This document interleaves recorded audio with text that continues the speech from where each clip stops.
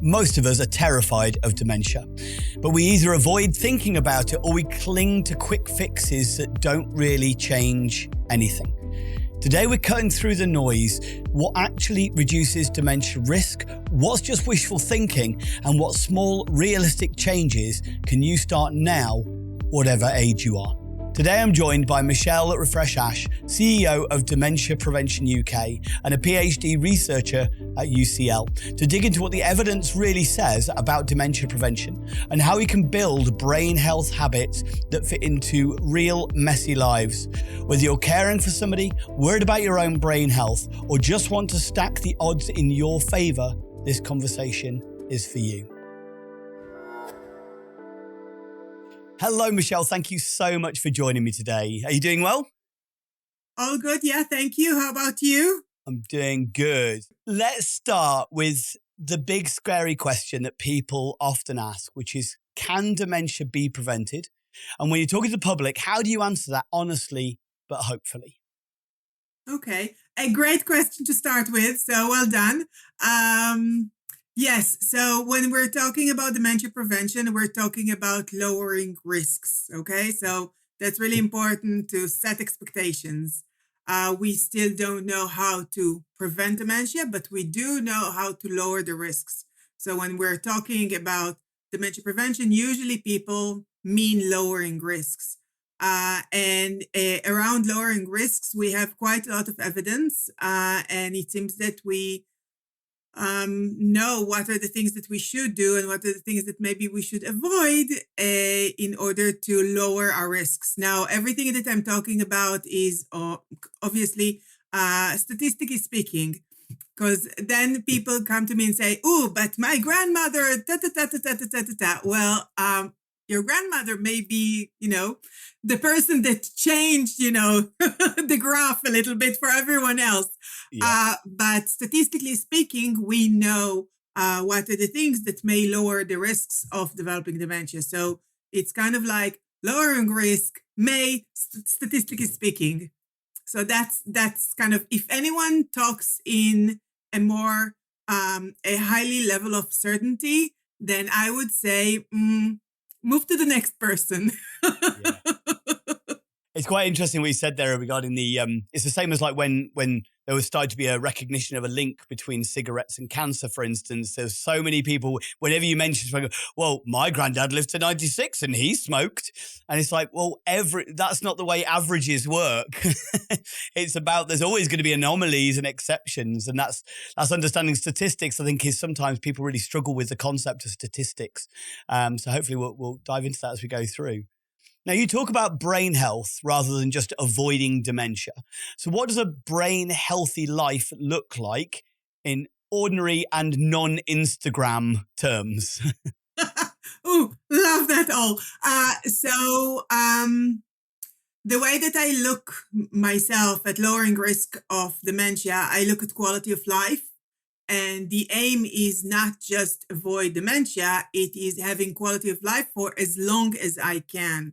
So that's the aim. The aim is to be able to do all the things that you love, all the things that you are, until you can't. And hopefully after that's it. That's the end of you. So that's the difference between having a good quality of life, brain health. And when we're talking about brain health, we're talking about this whole system that allows us to have that brain health. So we're not only talking about dementia. When we're talking only about dementia, we're going into this kind of like very data-driven field that we must prove that this causes this. But when we're talking about brain health, it allows us to be a little bit more flex and to, for example, talk about sleep or talk about other elements that maybe are not fully proven yet from a scientific point of view, but we can see that there is maybe a connection. So it allows to have a more kind of like relaxed conversation about what are the things that may reduce the risk of developing dementia and keep on having a brain health, quality of life for as long as a person would like to. So for me, that's the difference. Okay, excellent. I think one of the reasons I asked and framed it with that non-Instagram term is that there was for a while there was I remember it was a bit of almost an advertising campaign, I suppose, around this puzzle game that was on a game system that was like, this can reduces the risk of dementia by just doing this puzzle game. Is that something that you've come across as well of people asking that question genuinely?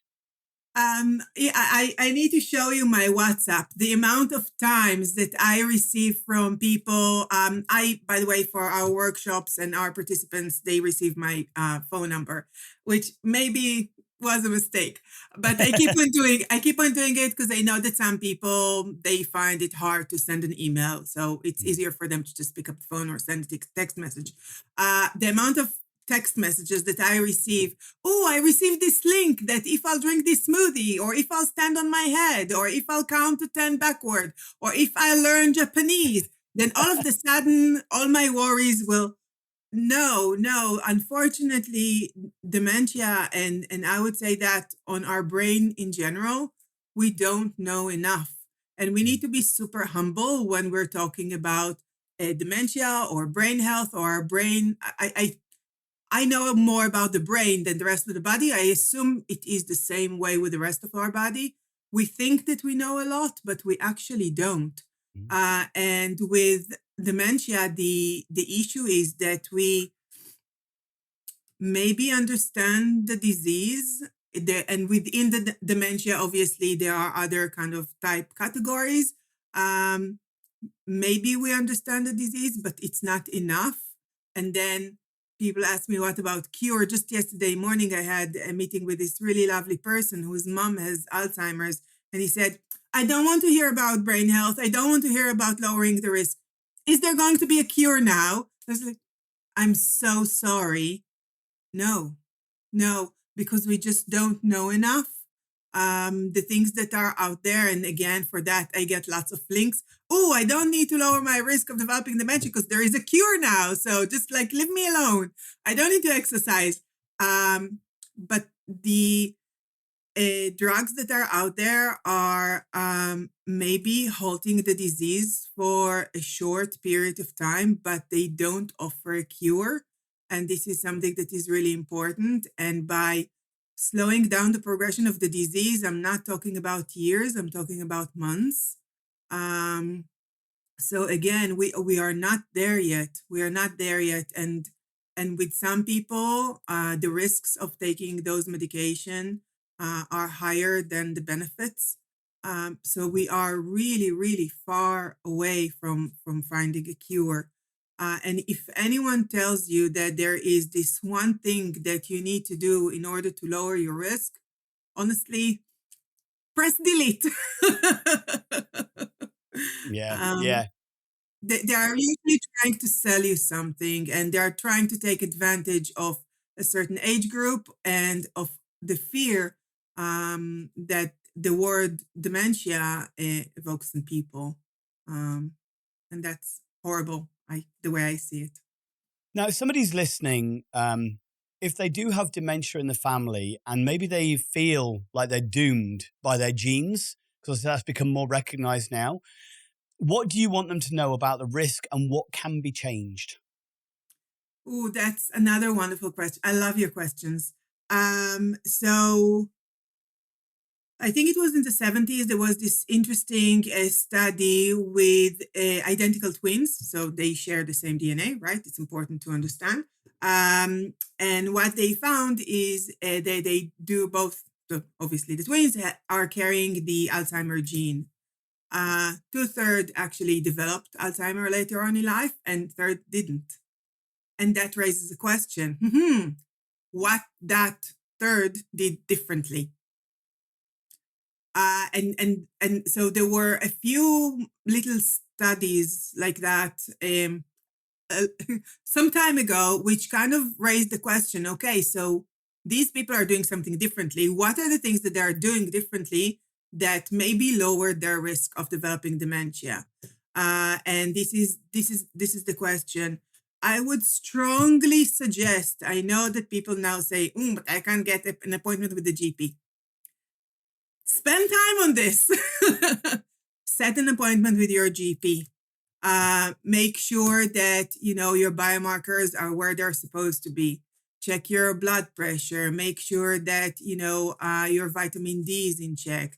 Your iron levels are in check. Your cholesterol is in check. Your kidney function, your liver function. So things that we know that maybe are not working very well, make sure that your biomarkers are where they're supposed to be. So I just named them, okay?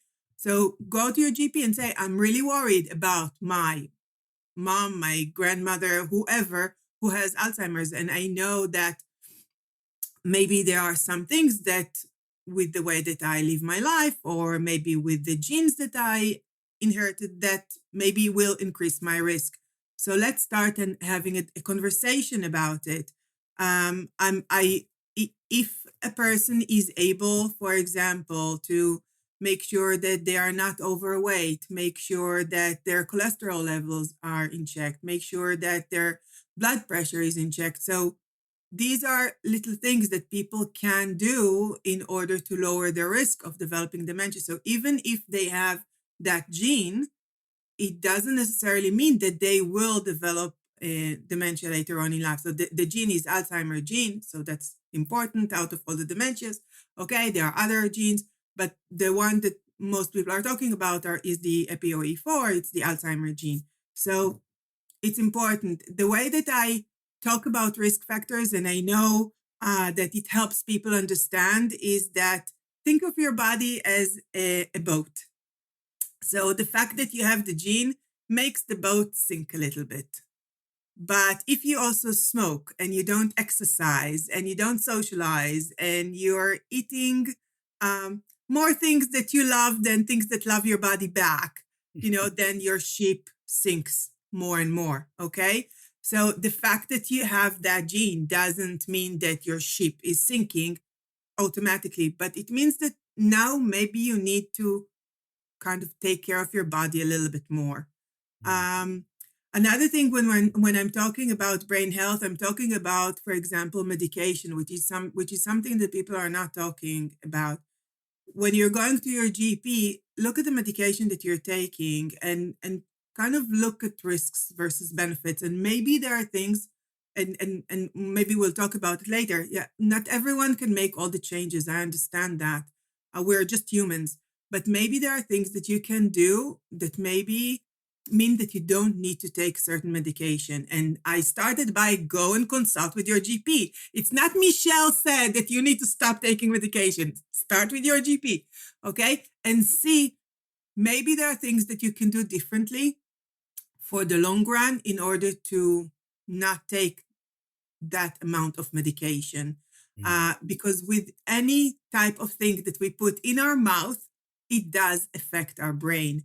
So people just are not aware of it. What I suggest for people to do is for any type of medication that you receive, go to Google. We have Google. We're so fortunate.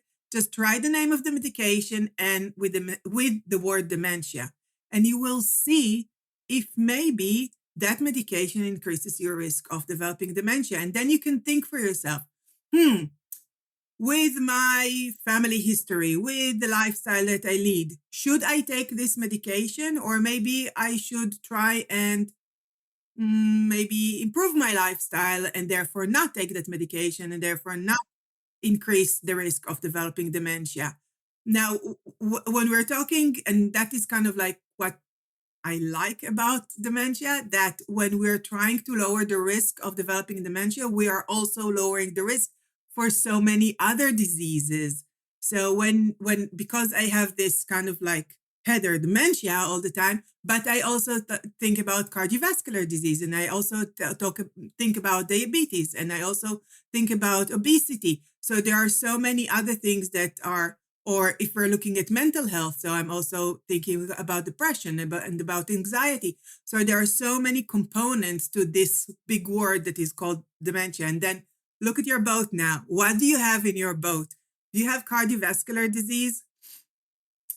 Maybe that means that your ship is sinking, a little bit lower. What can you do in order to help your ship keep afloat?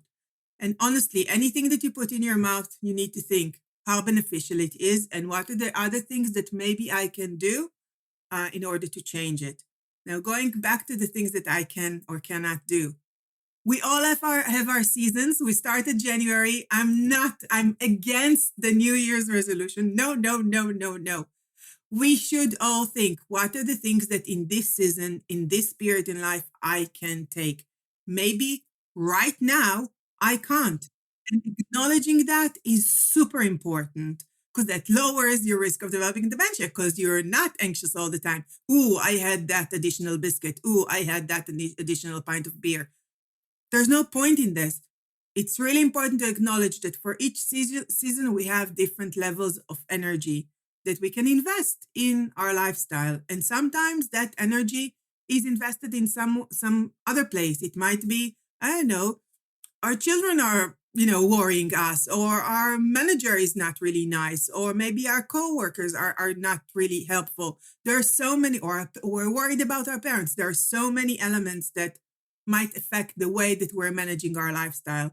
So be forgiving. Say, okay, for now, right now, it's better for me to take the medication to lower blood pressure, to lower my cholesterol levels, whatever, or deal with my diabetes. But maybe in 3 months' time, I would be in a different place. And I can review this conversation with my GP. And maybe I can take, 2 lessons a week, or maybe I can start walking, or maybe I can mind what I put in my plate. So it's really important to look. That's again why I like dementia, because it is such an holistic way of looking at life. Because you're not just doing one thing; you're trying to do many little things. I like what Tesco says. I hope they won't sue me one day, but I say every little helps. Even if you're being compassionate toward yourself today, that is the little thing that you did for yourself today. Amazing. Thumbs up. Let's go to tomorrow. What can you do tomorrow? And just don't judge yourself.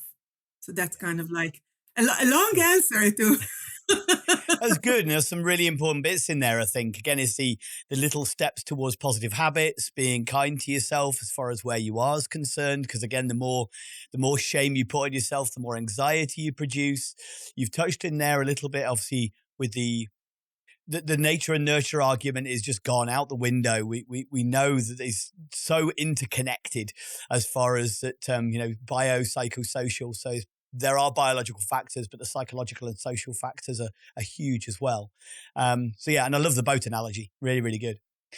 So if somebody's listening in there, and you've kind of touched on this a little bit, but if somebody's listening in their 40s and 50s, because I think it's one of the things, isn't it? We're starting to understand now it's not a disease of old age. It's actually a middle-aged disease that the symptoms tend to be more pronounced in older age. Which I can see you smiling there going, yes. So I'll allow you to finish your question and then Okay. I'll start. Okay. If somebody's listening in their 40s and 50s, juggling kids, work and caring for older parents, because there's obviously factors there as well, what are the first 3 changes that realistically give the biggest brain health payoff? Okay, so it's really important to know that your brain health actually starts when you're in embryo, okay? So it depends on how stressed your parents are, where. So if we're looking at epigenetics, so it is mainly on the father. So it starts long before we are even, conceived. So it's really important. And some of the efforts that we put is actually speaking with primary school children about their brain health. We don't one day start eating carrots and broccoli. We need to understand that even if we don't like eating carrots and broccoli, that needs to be part of our plate. And it's very, very hard to go, and this is what my PhD is about, going and changing your behavior. It is so hard changing your behavior when you're older. Yes, we know that dementia starts affecting the brain between 20 to 40 years before a person shows any symptoms. And now everyone is going to, oh, my grandmother is 80, 40, ooh, I'm 40, So actually you should have started before. I would say if you can try to lower your alcohol consumption. That would be amazing. If you can, try and move. Movement is important. Meeting other people is also important. People don't realize how stimulating it is to meet other people. You need to get rest. You need to be there on time. You need to, behave. Well, hopefully. You need to listen to what other people are saying. You need to react to what they're saying. And you need to find your way back home. And you need to manage your energy levels. There are a lot of things that are happening when we're meeting other people. So if we are going to a dance class, for example, we're meeting other people, we're listening to music, we're following instructions, we're moving our body, then amazing. You're kind of like ticking all the boxes. Small, tiny little things that people can do is look at what they're eating during the day, if that really helps them maintain the energy levels that they hope to have. So protein, protein, protein. Everyone is talking about protein. And then tiny little things that you can do is maybe get off the public transportation a stop before, 2 stops before where you're supposed to be. And that adds another 10 or 20 minutes in a day for, to walk. The other things, it depends on how much you're available. So you can prepare meals in order to save time in the morning. You can prepare your bag. You can prepare your clothes a night before. I would say also be really vigilant about your sleep. People laugh at me, but I always go to sleep at the same time. So my sleep routine is very, very, very strict, to a point that I know that it hurts my social life. But if you want to see me, talk to me at 4 p.m, not at 9 p.m. I would, for example, I don't know how many years now, I'm not going out for dinners because I know that eating after 6 doesn't help me. I won't sleep well at night, and then it ruins my entire cycle for the entire week. So these little things, I'm not saying you need to be as crazy as I am, but choose these things that you know that are impacting you. If you know that you're lacking social connections, then try and make that a priority. If you know that you're not moving enough, try and make that a priority. If you know that you're not feeding your body the right things that should help your body perform the way that you want your body to perform, then, put emphasis on that. Again, because dementia has so many components, I would choose the component that you believe that in this season in life you can actually commit to, and you can remain accountable for that thing. And the magic is that when we are committed to one thing, we're usually starting to be committed to other things. Because I exercised, so maybe I won't drink another pint of beer because it doesn't really, like, that 1 pint was fine. I don't need another one to make me feel whatever I want to feel. So because I exercise, so I won't drink that another pint of beer, and maybe I won't go out and smoke, and maybe I will go to sleep at an earlier time. And so it does kind of like, it has this kind of like domino effect. I'm not saying it's going to happen over 1 month, but it will happen. If you're consistent with one little thing that you want to change, you will see that it has friends and they do come along. It's just like fish and chips, right? You give up the fish, you give up the chips. It's the same idea. These habits, they do come together, which is great. It is not great when they are doing bad things for us, but it is great when they're doing good things for us. So I don't want to say there is this one thing that you must do, because I think that just increases anxiety. I can only share what I'm doing, which I think that is important. But again, these are things that I've been doing for over 20 years. So all those changes didn't come overnight. So for me to go to sleep at a certain time and wake up at a certain time, by the way, people say, oh, but also in the weekend, do you wake up so early in the weekend? I say, well, I stay snuggled in bed. It doesn't mean that I need to get out of bed. But I do wake up early also in the weekends in order not to ruin my cycle, which is important. I know it's important for me. So all these things are important. Exercise for me is very important. Sleep, as you could understand, is really important.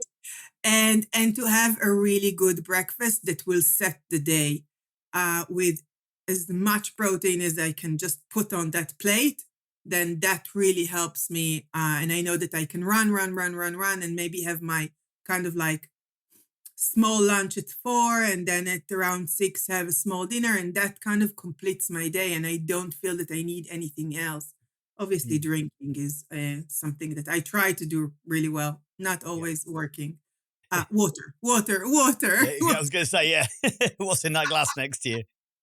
Yes, but for example, for a very long period of time, I was addicted to Coke Zero, and I wasn't able to kick that. And I knew that this is not the season in my life that I can avoid. I just love it too much. I can't.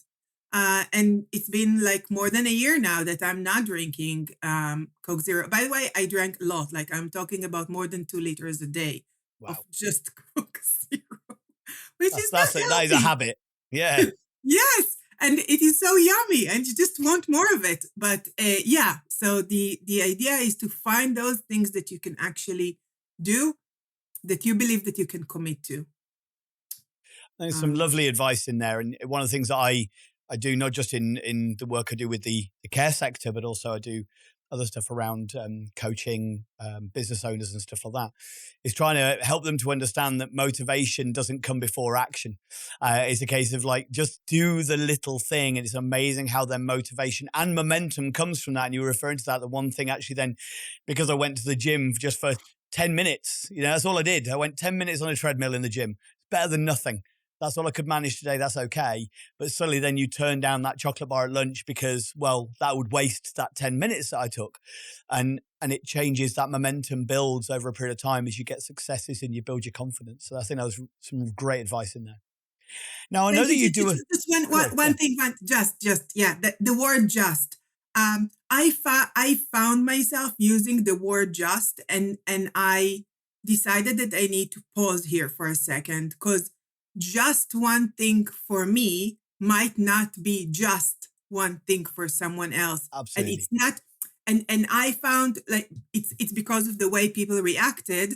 I found, maybe I should not use the word just, because it's not just when a person decides to walk that 10 extra minutes, when a person decides to, recently I had this really interesting men's group, and we talked about that extra pint of beer. And someone said, if I will not drink that extra pint of beer, the peer pressure is so high, I can't manage it.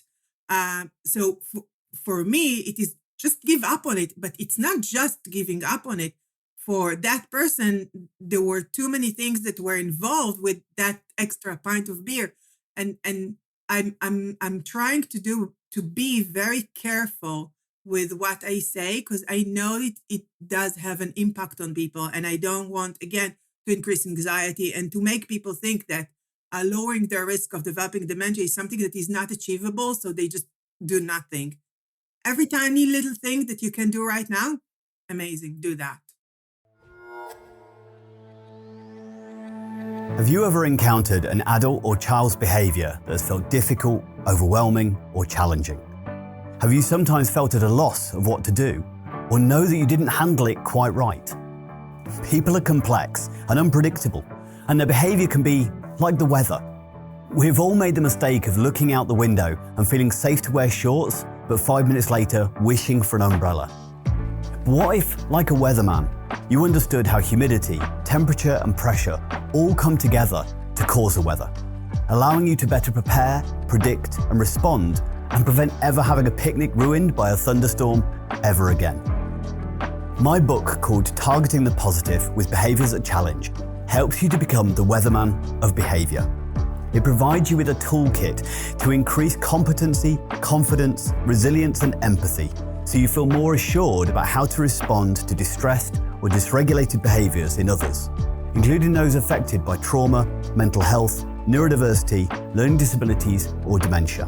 Build better connections, achieve de-escalation, and improve outcomes for yourself and those you engage with my celebrated 6-stage target model, a step-by-step process to reduce distress for everyone. Discover my empowering, person-centered guide in Targeting the Positive, written by me, Andy Baker, available from online bookstores worldwide. Find a link in the description and order today. Now, I know you do a lot of work in communities that are underserved and maybe under more stress as well. What does dementia prevention look like when people are dealing with maybe poverty, discrimination, or burnout as well as their health? That is a great question, which makes me sad quite a lot. Because as you could understand, I talk a lot about sleep. But what do you do when you are a night worker and you have young children? So what do you do then? What do you do when you know that you are supposed to exercise, but your environment is not safe?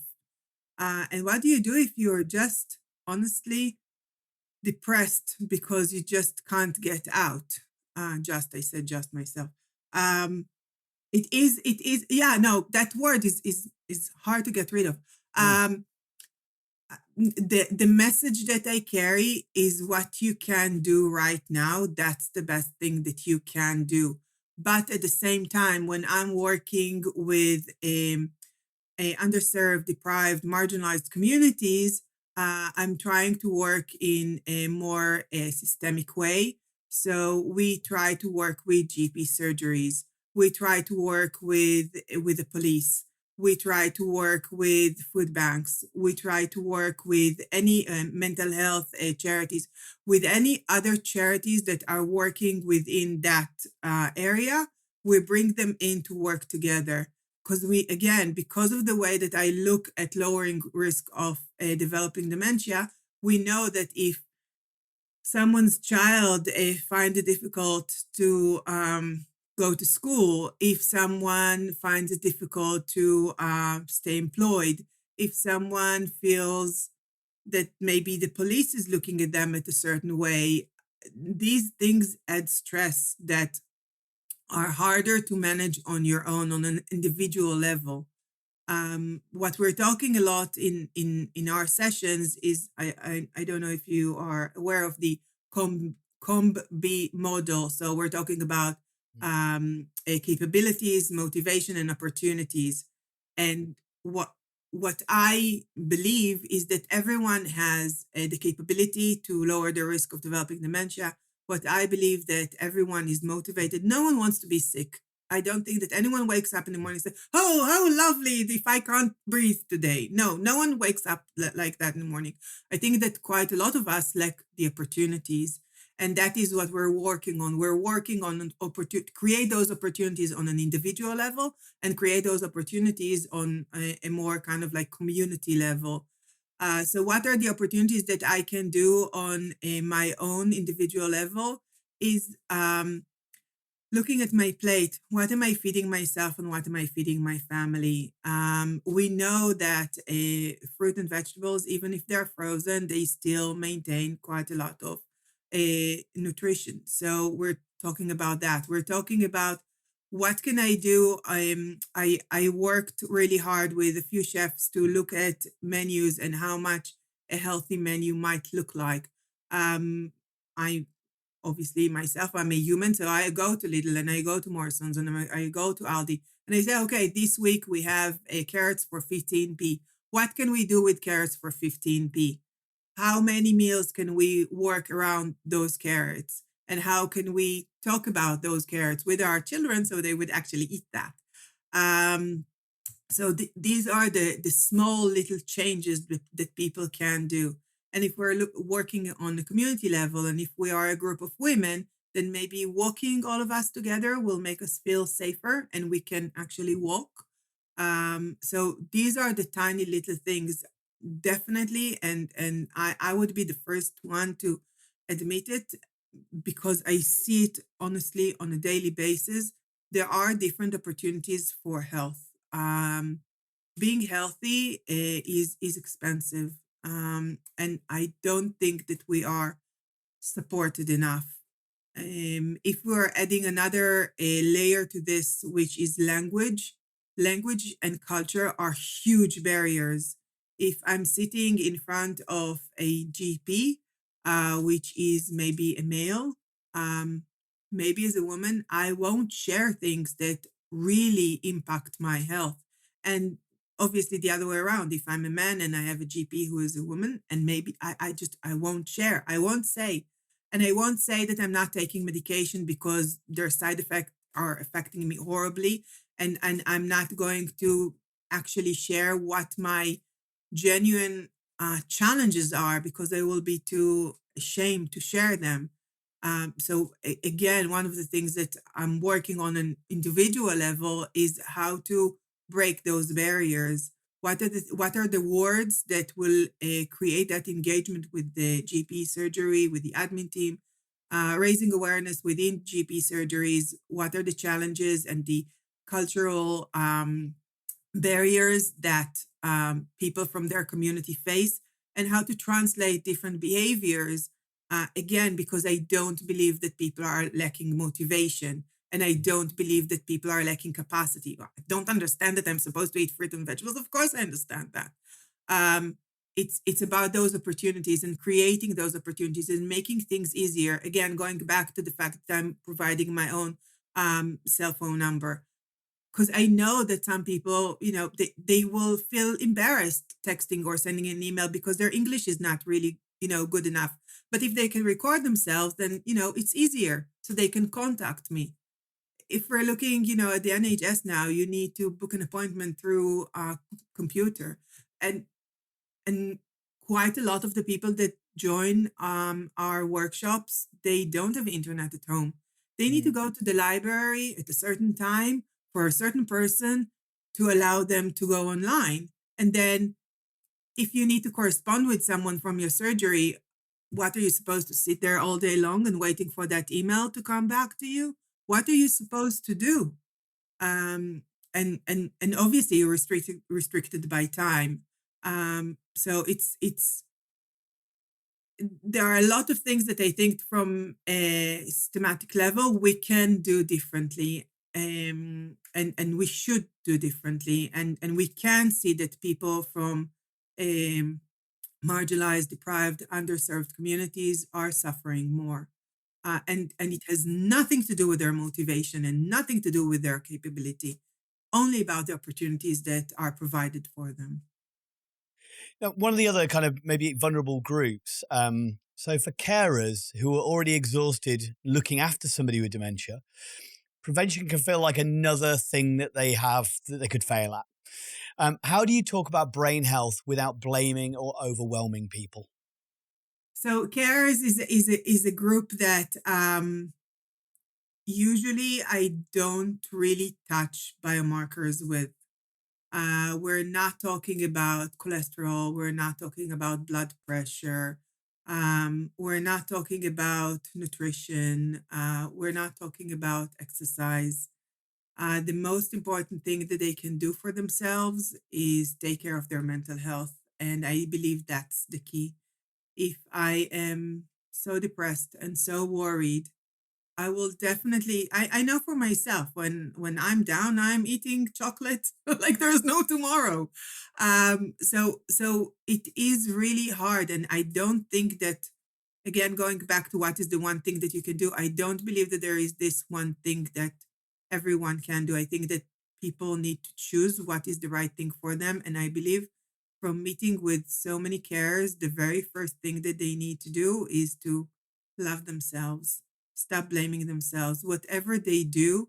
And that is a message that I try for them to kind of like carry and maybe tell themselves as a mantra.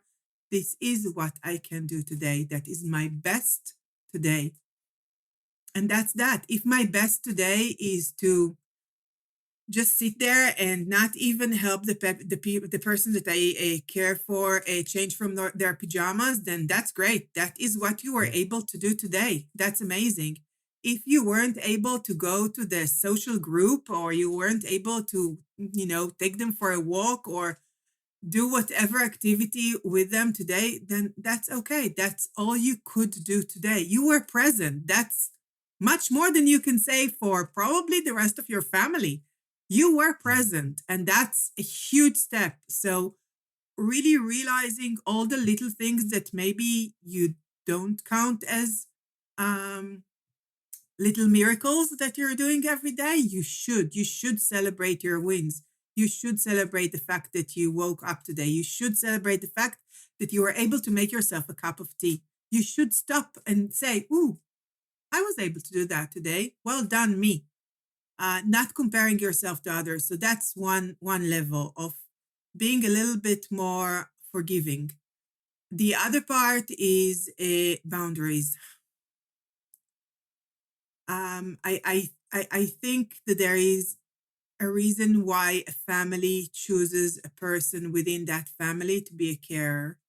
And I think, and there is no shame or blame with what I'm going to say. And I think that person finds it more challenging to put boundaries. And another thing that we're talking about is trying to say no. No, I need that hour. No, although my medical appointment was postponed, canceled, I still need that hour away. I still need to leave the house. Changing different budget priorities, and knowing when to say, I can't do this anymore. I just can't. I think these two things are really important, and these are the things that I work with. And again, if you're thinking about the full picture of dementia prevention, I think that mental health is a huge part of it, and that is all I focus on with carers. Celebrating your wins, truly and honestly celebrating your wins, and putting those boundaries for yourself and for others. And it is hard. It is hard. I know that. And this is what they tell me. Okay, so I'll say no. I said that I need to leave, but no one is coming. No one is here to help me. What am I supposed to do? And then we're talking about, okay, so what are other charities that are working within your area? What is your borough can do for you? Don't stay alone with this. Make sure that you are known to a charity, known to the social services. Don't stay alone. Keep on telling them how hard it is for you. Because when there are different opportunities for, any type of break, and any goodies that are coming out there, you should be known as a person that should get those goodies. You should be known as a person that deserves that. And quite a lot of people, there is an element of culture here. Say, oh, but I don't. No, it's not that hard for me. But the other element is that no charity or social services work in cute situations. There aren't enough resources for that. So if you're not known for a very long period of time and you keep on saying, I need that help, you might get that help, yes, when that cute situation arrives, but you won't have to wait while you're in crisis. The crisis came and you're getting the help that you need. So please create that support for yourself. Even if you're not getting that support from your family or friends, get that support from social services. Don't stay alone. I think that's one of the important things generally, isn't it? As far as sometimes we think that if I'm quiet enough, somebody will finally pay attention to me. And it just doesn't work like that. When anybody read the doctors and stuff like that, going, oh, well, I'm sure if it was important, they would have contacted me. No, if you're not contacting them, they assume you're better. And that's kind of how it works. So I think that's really important, some of the stuff you said there. Now, a lot of people ask, especially those who are maybe in their 60s and 70s, is it too late for me? And they're worried about what changes are still worth making now. It's never too late. Never, ever. I have people that come to our workshops who are in their 90s. And they are still motivated, and they obviously capable. And they want to know what are the things that they can do. Any of the things that I mentioned before, I can give an example from my mom. My mom smoked until she was 70. Unfortunately, yes, my own mom, unfortunately, she didn't listen to me. But she stopped, and now she is 5 years in, and she is feeling much better, and she lost a lot of weight, even in her late 70s. So there are so many things that you can do. You don't need to go as drastic. Yeah, stop smoking. I hope that you can and you want to. But any small change that you can do, please do. I'm going back to movement. Movement is important. Move, move, move, move, move. I say little things. It's cold outside. I know it's slippery. It's not nice. People find it really, really hard. It gets dark. Okay. Each time that there is a commercial on TV, get up, walk up and down your living room. I don't care. Go and make yourself a cup of tea. Move, move, move, move, move. Don't sit all day long, especially in front of the telly. It's really bad for you. What I'm asking for people to do, again, these are really tiny, small changes. I have the WH questions, right? Who, what, where, when. When I'm sitting in front of the telly, I should not only be so passive, just receiving that information. No, I'm encouraging people. Okay, so you're watching, I don't know, whatever you like watching. The Midwife, for example, which I love. Okay, who are the characters? What are their connections? What are they wearing? Does that really resonate with that era? Or maybe they made a mistake. What are they discussing? How do I feel with what they're discussing? Do I agree with this? Maybe I don't agree with this. Which characters I like? To keep on asking myself those questions. So I won't just be sitting there and eating another biscuit. I would actually think about what is happening in that show, and you can take it to anything.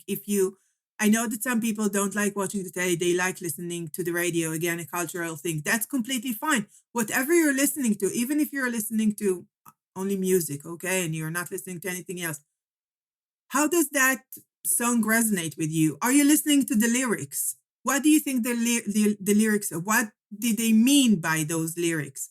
Ask yourself questions. There are so many things that you can do, even when you're housebound, even if you can't leave, even if you are exhausted by so many other things that are happening to you. There are still things that you can do. It is having that question. What can I do today? What can I do in this moment in order to make sure that I will keep on having this quality of life, this little thing that I really value, that makes me relatively content with my life. Small things.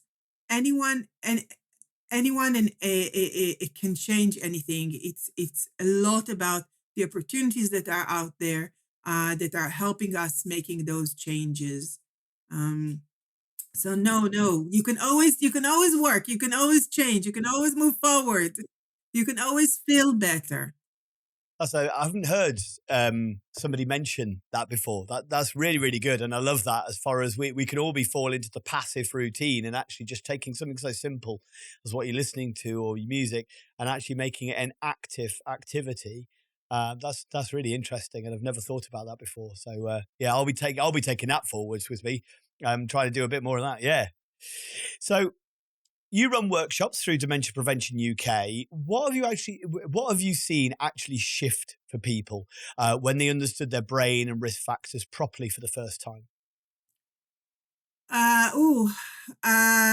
So the very first shift is usually around physical exercise. Well, they can't do anything else because we exercise in each session. So this is what we do at the beginning and end of each session is we have this mood check.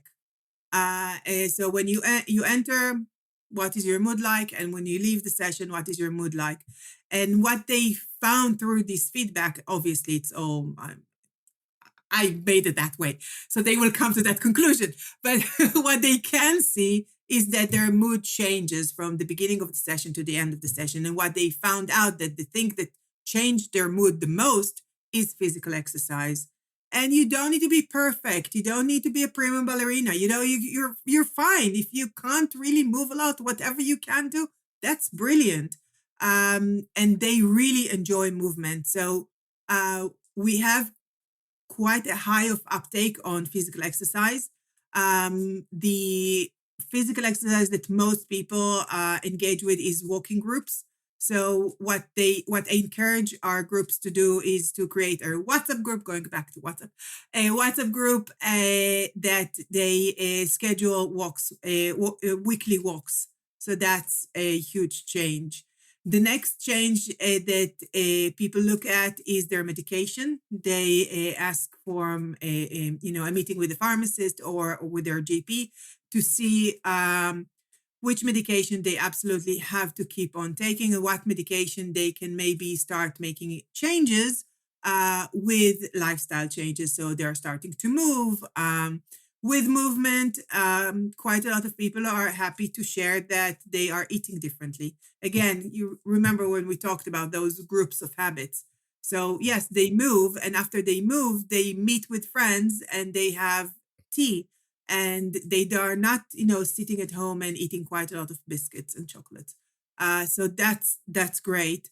So we have the movement, we have the medication, we have the nutrition, but also in general, that shift from being passive about my health to being active about my health. It's not all on the NHS to keep me healthy. It is what I do to advocate for my own health. As you said, if I'll sit there quietly, no one will notice you. You can just honestly die quietly somewhere. No one will know. But you need to be active. You need to have those meetings with your GP. You need to have at least once a year blood tests. You need to keep on checking your blood pressure. You need to collect data. Everyone needs to download on their phone the NHS app. And then I teach them what are the clues that you can collect from your blood tests over the years, and if there are any changes and what each blood test means. So now they feel empowered to take care of their own health. So they're not just passive. Oh, I called the GP surgery and they said my blood tests are fine. No, you can check that your blood tests are fine. You can see that there are any changes. You are the one who is in control of your health. You're the one who is asking all the questions. And that, again, it's a beautiful shift that they go through. And again, it has nothing to do with money. It has to do with mindset. I will ask those questions. I do understand that I need to be vigilant about my health. So one of the things that people may worry about, there's often shame and fear around memory lapses. How do you encourage people to notice early warning signs and seek help without panicking at every time they forget a word? I have so many things to say. I'm choosing. 1 second. The brain is buffering. So it is really important to know that it's completely normal for the brain to buffer. Okay. It's really important to acknowledge, going back to those seasons, when I am strong. If I'm not strong, then one of the things that I won't be able to do, as I used to do in the past, is my cognitive ability. If I'm unwell, I can see that we're both, forgot to put our socks under the weather, yeah. We have a cold. So, for example, if I'm not feeling well mentally or physically, then it means that my cognitive ability is not going to be as strong as it used to. Yes, as we age, unfortunately, and this is I'm sorry with what I'm going to say, if someone will get hurt, but look at yourself in the mirror. You don't look like the way you looked 20 years ago. So your brain doesn't look like it used to look 20 years ago. And with some of us, we are doing all sorts of things in order to look a little bit younger. What do you do for your brain for it to be younger? Do you buy those expensive creams, for your brain? And it is important that people kind of forget that this organ that we don't feel and we don't see it ages with us, and we need to be compassionate, and we need to take care of it. So if I didn't feed it mentally or physically the right things, then why am I expecting it to act the way that it acted 20 years ago? There's just no logic in that. Um, Another thing that we need to think of is, and that is a question that I constantly ask, is was that always a problem for you? Okay. And if it was always a problem for you, for example, everyone in my workshops know that I really care for them, but for the love of God, I will never remember names. I will remember who they are, but I can't remember. There's something not working, but it never worked. I never remembered names. It's not that I don't care about other humans. I do. I just don't remember names. So for me, it's a cognitive kind of challenge to remember names. And that's and that is something that I always had problems with. Mental maths, for example, was always a problem for me. You'll ask me now, how much is 3 times 5? I'll just like, let me go to my calculator for a second. It was always a problem for me. Remembering instructions. Follow that road, take a left and then a right, and then there's a round. I forgot. No chance, I'm not going to get there. So these things that always happen to me, it's not something new.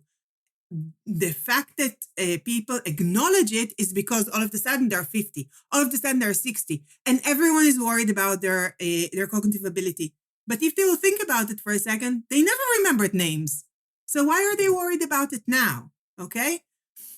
The kind of like question that really does help is what I'm asking people to try and remember something that is important for them. So I'm giving all sorts of exercises. So for example, if you don't live alone and there are other people in the house with you, in the morning, ask those people to either write down 5 words or 5 numbers on a piece of paper. Look at that piece of paper, try to memorize it.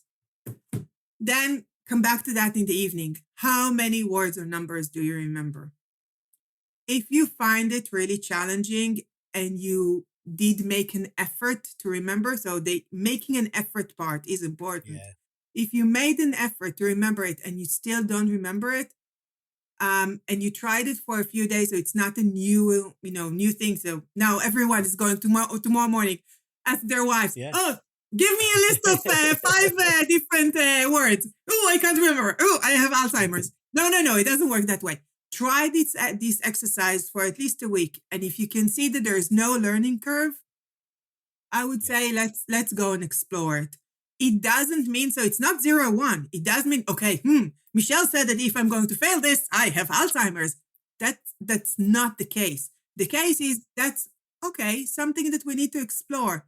Why is it when I pay attention, I still can't remember? The way that the brain works with memory is that there is this element of paying attention. The brain will remember things that we want to pay attention to, that are important for us. And if we are making that effort and still we struggle, then it might be that something is not right. And then there is the question, which D is it? Do you know that question? So is it dementia? Is it depression? Or is it vitamin D? Yeah. Okay.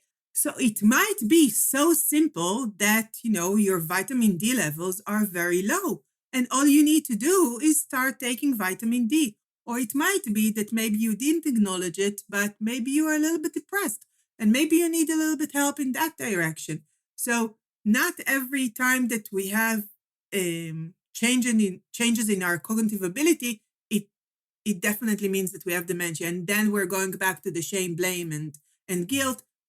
We need to leave that aside for a minute and think, maybe it's not that. And maybe there are things that I can do right now in order to feel better. And that's completely fine. So make sure that these issues are the issues that maybe were always with you and you just acknowledge them now because you're a little bit older and you're worried.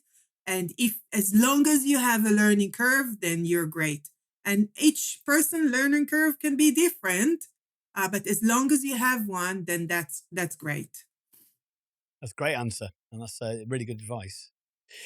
So if you could design how we talk about dementia in families, schools, and workplaces, what would you change so that prevention and brain health feel more normal rather than terrifying or taboo? Ooh, buffering. I I think that we should not talk about dementia as as a, as an individual problem. I would like us to start and looking at it as a more systemic problem or challenge that we can meet in different periods in life, and there are different agencies that can help us. I don't want it to be an individual kind of blame. Ooh, you smoked all your life, then therefore you deserve to have dementia. It doesn't. That doesn't work very well. I would like us to start talking about lowering risk and providing a more hopeful message that will empower people to actually make those changes and not drive them into fearing and as we started this whole doom and gloom kind of mentality that some people have. Even when a person receives dementia diagnosis, it's not the end of the world. We know that there are so many things that people can do even after they receive the diagnosis that is not under kind of like the umbrella of medication in order to slow the progression of the disease. So it is really important to keep the conversation as positive as possible. And I think that that would make the shift. I hope it will.